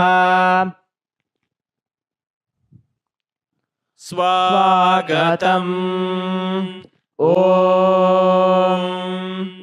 शान्तत्वात् सर्वकर्तृत्वभावोपरतिकारणात् शिव उक्तौ महातन्त्रमन्त्रविद्भिः सदा शिवः तस्मै शिवाय गुरवे वीतरागकलाय वै अमेयत्वादनन्तोऽयम् अजत्वाच्च प्रकीर्तितः यस्य दर्शनमिच्छन्ति देवाः स्वाभीष्टसिद्धये तस्मै ते परमेशान स्वागतं स्वागतं प्रभो अद्य मे सफलं जन्म जीवनं सफला क्रियाः स्वागतं यत्त्वया तन्मे तपसां फलमागतम् ॐ ह्रीं सर्वदेवदेवी स्वरूप भगवत् श्रीनित्यानन्द परमशिव स्वागतं सुस्वागतं ते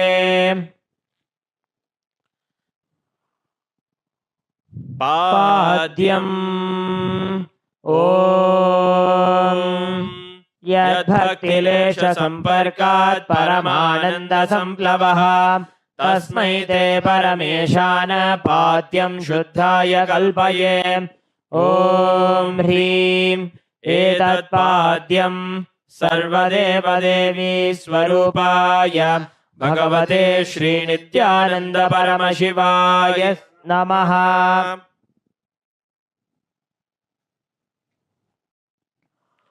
अर्घ्यः ॐ दूर्वाक्षतसमायुक्तं बिल्वपत्रं तथा परं शोभनं शङ्खपात्रस्थं ग्रहाणार्घ्यं महेश्वर ॐ ह्रीं एषोऽर्घ्यः सर्वदेवदेवी स्वरूपाय भगवते श्रीनित्यानन्द परमशिवाय स्वाहा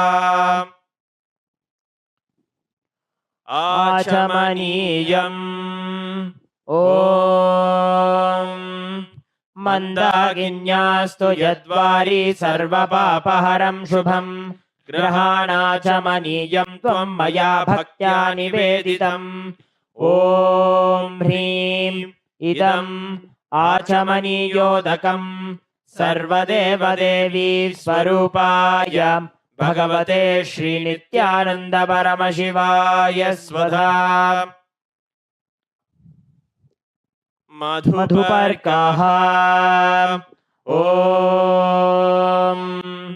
सर्वकल्मषनाशाय परिपूर्णसुधात्मकम् मधुपर्कमिमं देव कल्पयामि प्रसीद मे ॐ ह्रीं एष मधुपर्कः सर्वदेवदेवी स्वरूपाय भगवते श्रीनित्यानन्द परमशिवाय स्वधा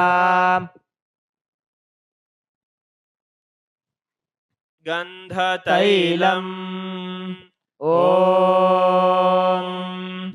स्नेहं ग्रहाण स्नेहेन लोकानां हितकारक सर्वलोकेषु शुद्धस्त्वं ददामि स्नेहमुत्तमम् ॐ ह्रीं इदं गन्धतैलं सर्वदेवदेवी स्वरूपाय भगवते श्रीनित्यानन्द परमशिवाय निवेदयामि स्नानीयम् ॐ इदं तु शीतलं वारी स्वच्छं शुद्धं मनोहरम् स्नानार्थं ते मया भक्त्या कल्पितं प्रतिगृह्यताम् ॐ ह्रीं इदं स्नानीयोदकं सर्वदेवदेवी स्वरूपाय भगवते श्रीनित्यानन्द परमशिवाय निवेदयामि।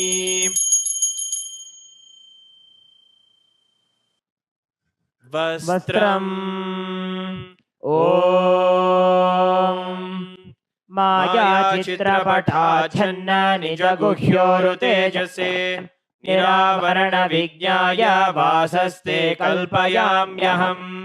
ॐ ह्रीं इदं वस्त्रोत्तरीयं सर्वदेवदेवी स्वरूपाय भगवते श्रीनित्यानन्द परमशिवाय निवेदयामि।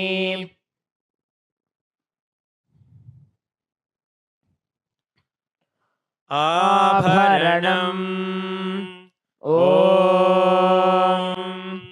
स्वभावसुन्दराङ्गाय नानाशक्त्याश्रयायते सुवर्णं भूषणं तुभ्यं कल्पयामि प्रसीद मे। ॐ ह्रीं इदं सुवर्णाभरणं सर्वदेवदेवी स्वरूपाय भगवते श्रीनित्यानन्द परमशिवाय निवेदयामि। गन्धः ॐ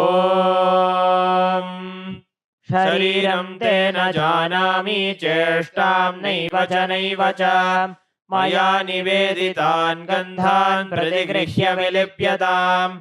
ॐ ह्रीं एष गन्धः सर्वदेवदेवी स्वरूपाय भगवते श्रीनित्यानन्द परमशिवाय नमः।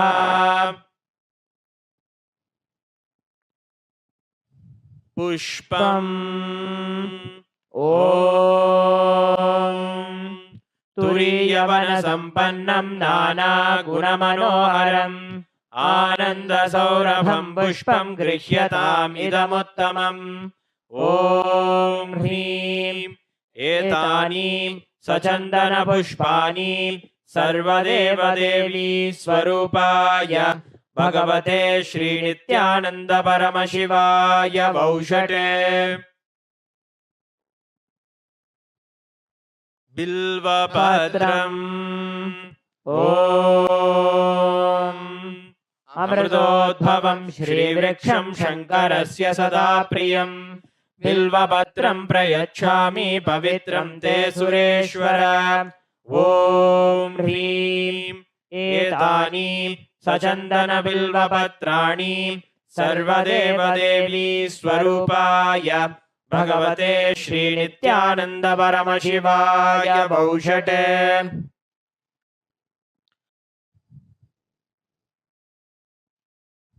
तुलसीपत्रम् ॐ नमस्ते बहुरूपाय वरदमूर्तये परमात्मने स्वाहा। ॐ ह्रीं इदं सचन्दनतुलसीपत्रं सर्वदेवदेवी स्वरूपाय भगवते श्रीनित्यानन्द परमशिवाय नमः।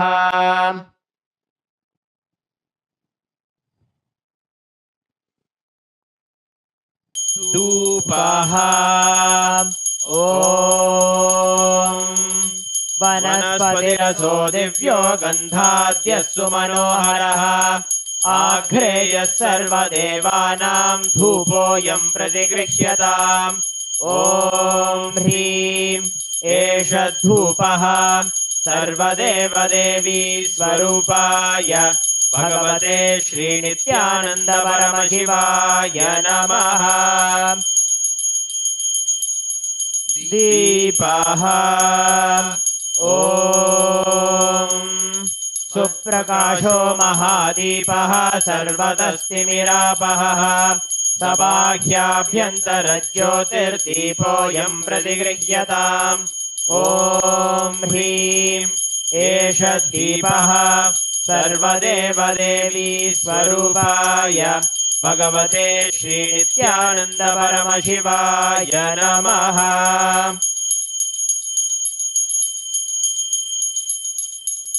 नैवेद्यम् ॐ नैवेद्यं विविधं देव शर्करादिविनिर्मितं मया निवेदितं भक्त्या गृहाण परमेश्वर।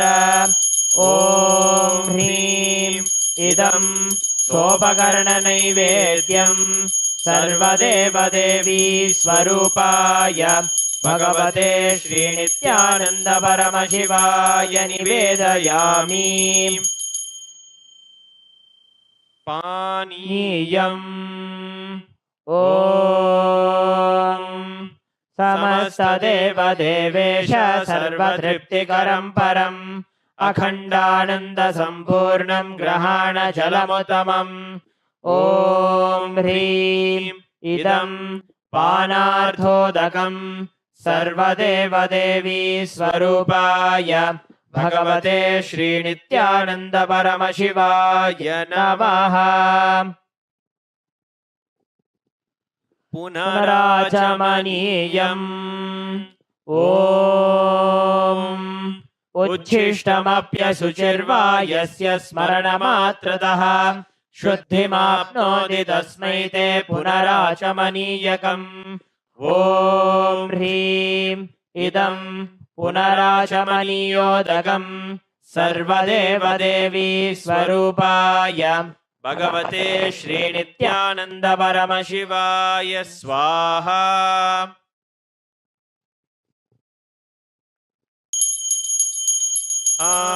आरात्रिकम् ॐ ह्रीं एषा दीपमाला सर्वदेवदेवी स्वरूपाय भगवते श्रीनित्यानन्द परमशिवाय नमः।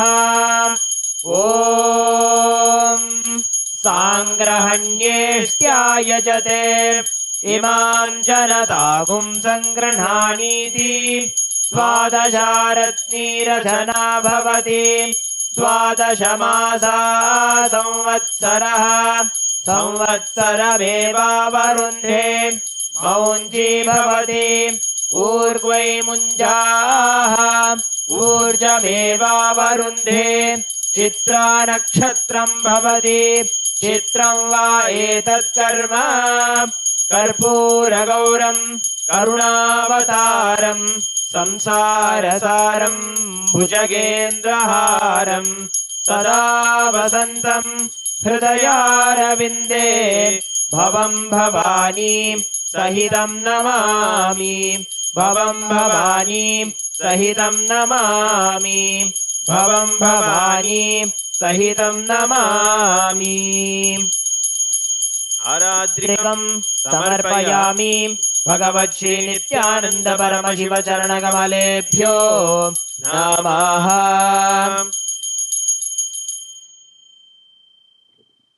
पुष्पाञ्जलिः। गुरुर्ब्रह्मा गुरुर्विष्णुः गुरुर्देवो महेश्वरः गुरुः साक्षात् परं ब्रह्म तस्मै श्री गुरवे नमः। अखण्डमण्डलाकारं व्याप्तं येन चराचरं तत्पदं दर्शितं येन तस्मै श्री गुरवे नमः। अज्ञानतिमिरान्धस्य ज्ञानाञ्जनशलाकया चक्षुरुन्मीलितं येन तस्मै श्री गुरवे नमः।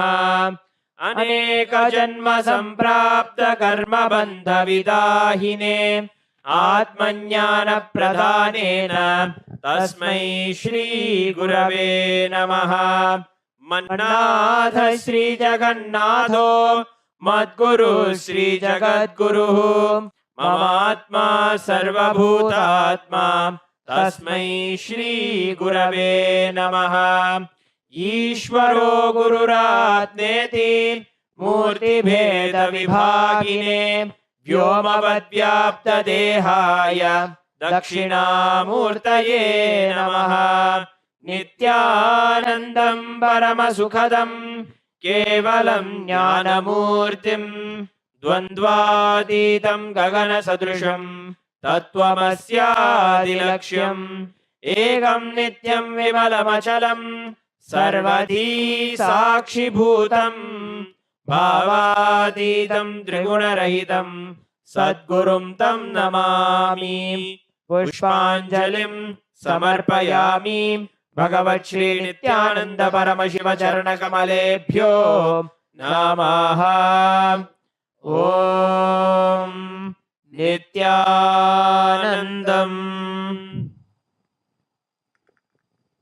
With this, we come to the end of the Guru Puja. We will now be beginning the Paramashiva Puja. Om Atmatattvam Shodhayami Swadha. Om Vidyatattvam Shodhayami Swadha.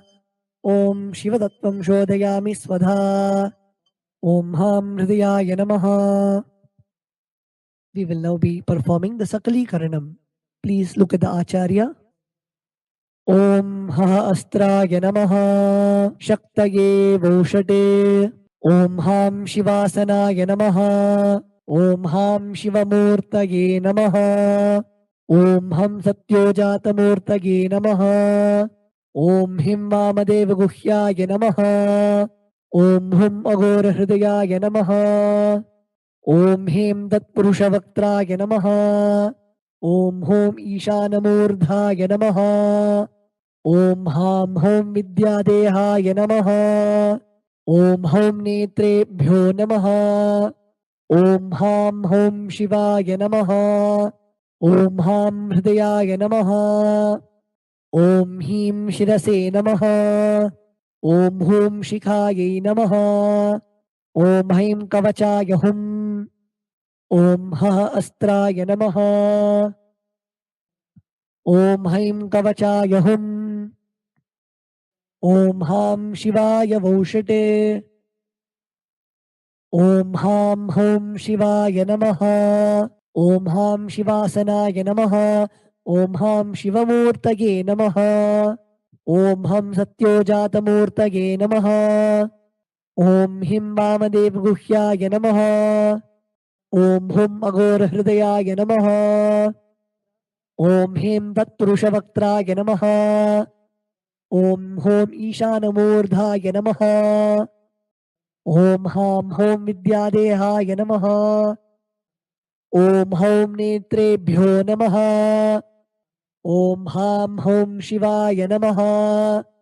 Om Ham Hridayaya Namaha. Om Him Shirase Swaha. Om Hum Shikage Voshate.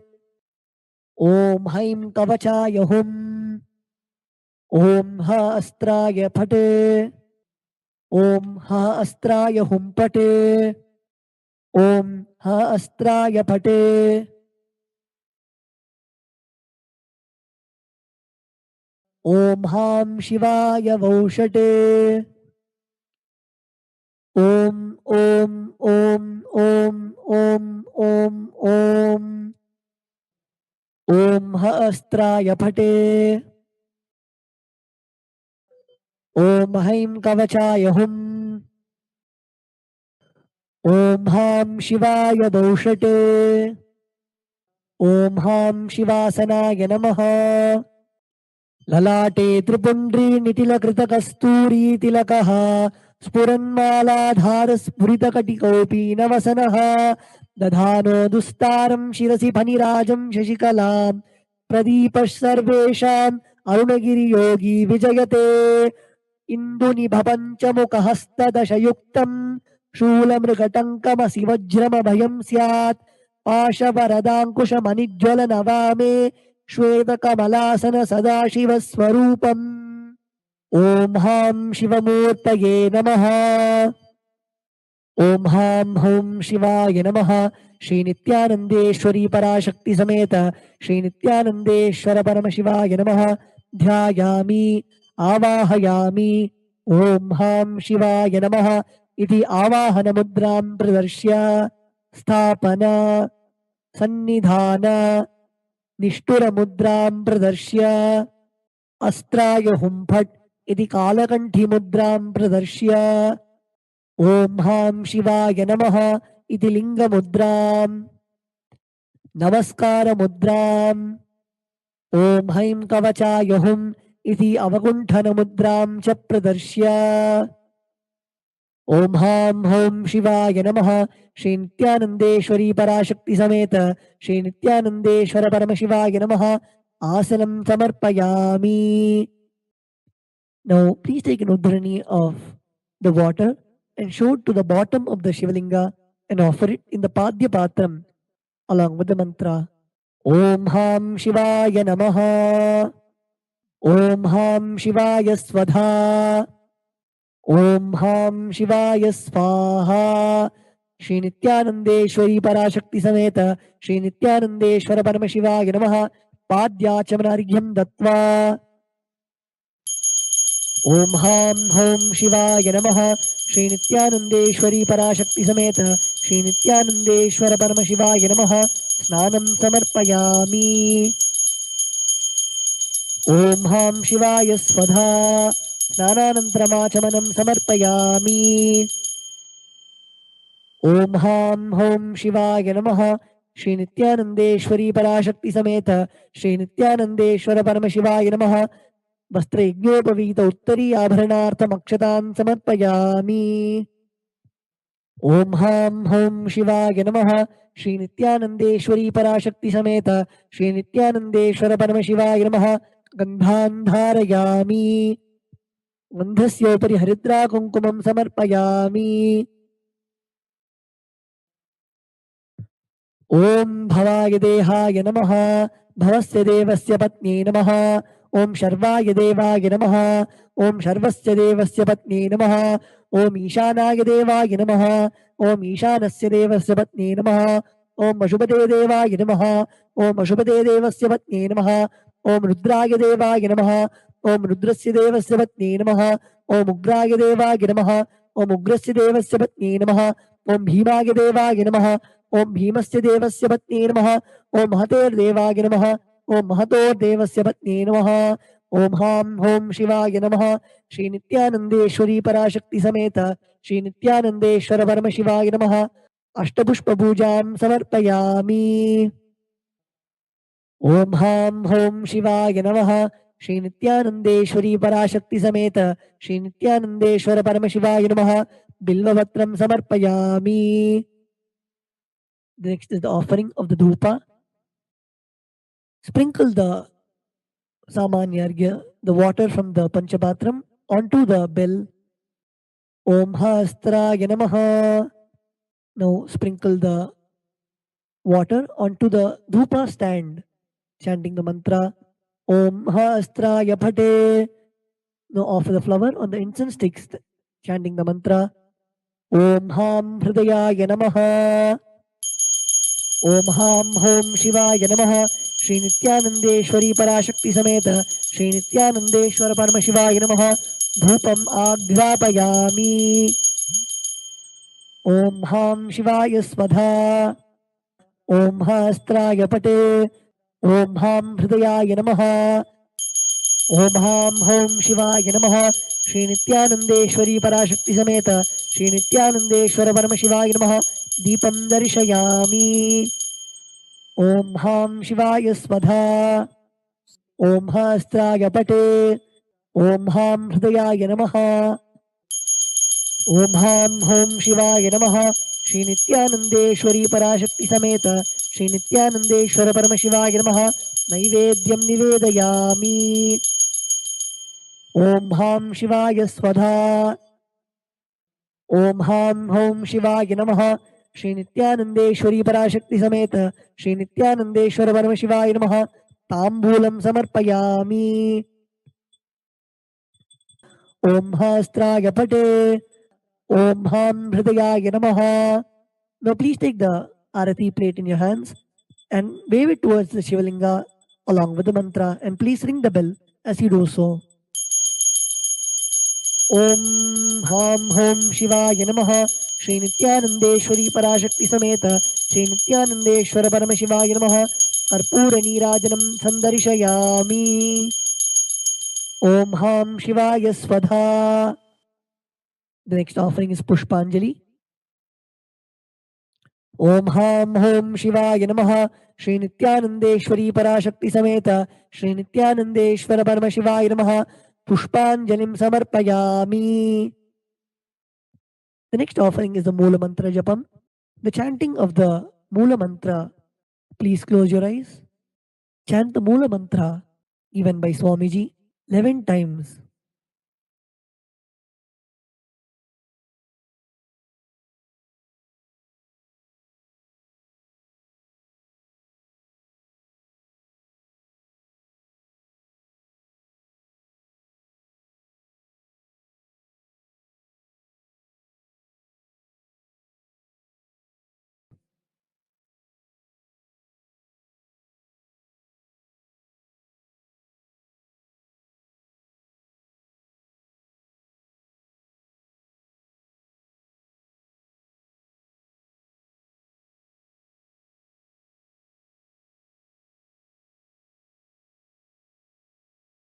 Now we'll be offering the japa that we have chanted.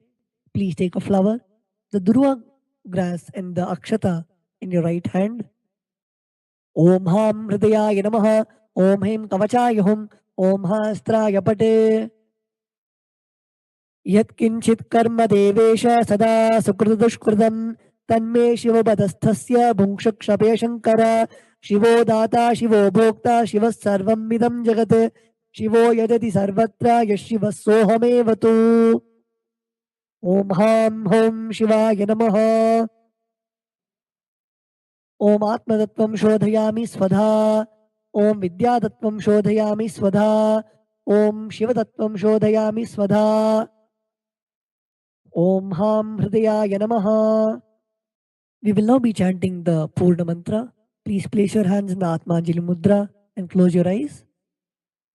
Om Purnamadah Purnamidam Purnat Purnamudachyate Purnasya Purnamataya Purnamevavashishyate. Om Shanti Shanti Shanti. Hari Om Tat Sat. Sarvam Bhagavat Shri Nithyananda Paramashiva Padukarpanamastu. Om Nithyanandam.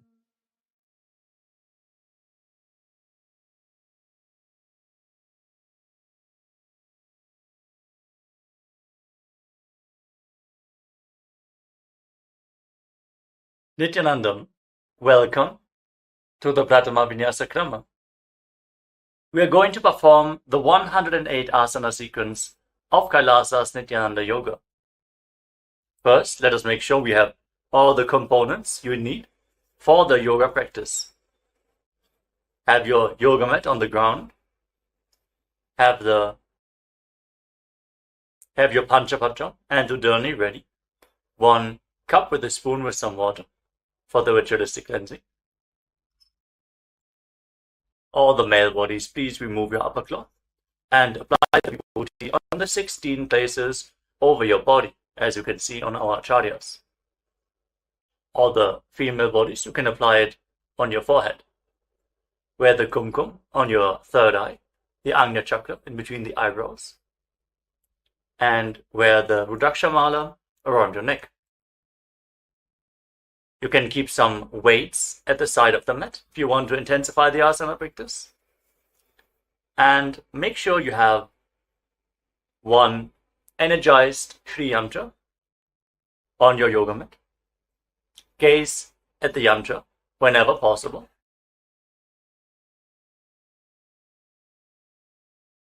To mirror the macrocosmic energies into your microcosmos. Let us all now settle down into a comfortable cross-legged position with your head, neck and spine in a straight line. Close your eyes, take a deep breath. Visualize Swamiji in your inner space as you bring your hands into Namaskara Mudra in front of your heart center as we open this session with the Satguru Vandanam.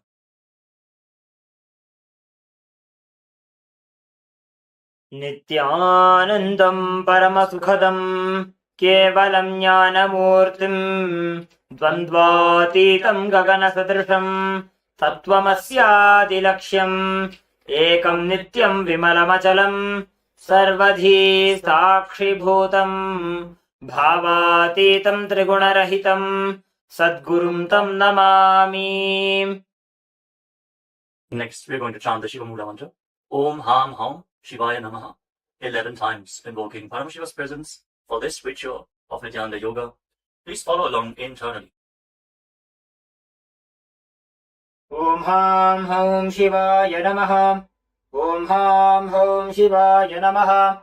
Om Ham Hum Shivaya Namaha. Om Ham Hum Shivaya Namaha. Om Ham Hum Shivaya Namaha. Om Ham Hum Shivaya Namaha. Om Ham Hum Shivaya Namaha. Om Ham Hum Shivaya Namaha. Om Ham Hum Shivaya Namaha. Om Ham Hum Shivaya Namaha. Om Ham Hum Shivaya Namaha. Let us now enter into the Tattvachana, the ritualistic cleansing. Take your Panchapatam and Udani. Keep your right hand in the Gokarna Mudra in the shape of a cow's ear. Take one Udani, 1 spoon of water, and pour it into your right palm. Each time the word Swadha is chanted, sip the water from the bottom of your palm and take another Udani of water into your hand for a total of 3 times. Om Atmatattvam Shodhayami Swadha. Om Vidyatattvam Shodhayami Swadha. Om Shivatattvam Shodhayami Swadha. Now wash your right hand with the water from the Panchapatam and wipe your lips twice with the bottom of your right thumb as we chant. Om Ham Hridayaya Namaha. Wash your hand again. With your index, middle and ring finger joined together, touch above the upper lip and below the lower lip. Then wash your hand again. With your index finger and thumb joined together, touch your right nostril and your left nostril. With your ring finger and thumb, touch your right eye, your right ear, and your left ear. Then wash your hand again. With your little finger and thumb, touch your navel, your right chest, and your left chest. And with all the tips of the fingers joined together, touch the crown of your head, the right shoulder, the left shoulder, and your heart center. Wash your hand again. Now place your right hand over the left and place both your hands on the right thigh. Sit straight, close your eyes, and make a conscious resolution. What you want to manifest in today's Nithyananda Yoga session. Hold the visualization of what you want to manifest as we chant the Sankalpa mantra. ओम ममोपात्त समस्त दुरितक्षय द्वारा भगवत् श्री नित्यानंद परमशिव प्रीत्यर्थम श्री नित्यानंदेश्वरी परमशिव शक्ति समेत श्री नित्यानंदेश्वर परमशिव प्रीत्यर्थम च शुभे शोभने मुहूर्ते अद्य ब्रह्मणः द्वितीय परार्धे श्री श्वेतवराह कल्पे वैवस्वतमन्वन्तरे 28तमे नित्ययुगे प्रथमे पादे जम्बूद्वीपे भारतवर्षे भरतखण्डे मेरोः दक्षिणे पार्श्वे शकाब्दे अस्मिन् वर्तमाने व्यवहारिके प्रभवादीनां षष्ट्याः संवत्सराणां मध्ये शुभनाम संवत्सरे शुभायने शुभऋतौ शुभमासे शुभपक्षे शुभतिथौ शुभवासरयुक्तायां शुभनक्षत्र शुभयोग शुभकर्ण एवं गुणविशेषण विशिष्टायाम् अस्यां शुभतिथौ श्री कैलासोन्नत द्वादशांत श्यामला पीठारूढ़ श्री मीनाक्षी सुंदरेश्वरा भिन्न स्वरूप परशिवपुत्र रत्नकुमार गुरुमन्यतुल्यावतार श्री पार्वती स्तन्यपान लब्ध दिव्य ज्ञान विश्रुत सकल निगमागम सारभूत द्राविड वेद प्रवक्त्रे श्रीमत् परमशिव करुणा समधिगत मुक्तामय चतुरश्रयाण गीयमान छत्र चामर श्री जिन्नगाहलादि समस्त विरदावल्यलंकृत ज्ञान विज्ञान चक्रवर्ती सर्वजन संघ सद्यो निर्वाण दीक्षा व्याप वर्ग वर्ष विश्राणजीमूत परमत कलभ केसरी शैव सिद्धांत स्थापनाचार्य श्री राजाधिराज पांड्य महाराज गुरु क्षपन शाक्यादि महांधकार निवारण ज्ञान भानु वीक्षण नरहार तजोच्छेदन पूर्वक श्रीमद ऋषभध्वज स्थापक शैव समय कर्त्रे सर्वज्ञ पीठारूढ़ श्री जगत गुरु श्री ज्ञान संबंध देशिक स्वामी वागीश सुंदर माणिक्य वाचक स्वामिनाम अवतार भूत श्री ज्ञान संबंध स्वामी पुनरुद्धृत श्यामला पीठ सर्वज्ञ पीठ तृणवद्युत्तर द्विशततम गुरु महासन्निधान अरुणगिरि योगीश्वर परंपरागत अरुणाचल सर्वज्ञ पीठ गुरु महासन्निधान कैलास परंपरागत कांची कैलास सर्वज्ञ पीठ त्रयस्त्रिंशदुत्तर द्विशततम गुरु महासन्निधान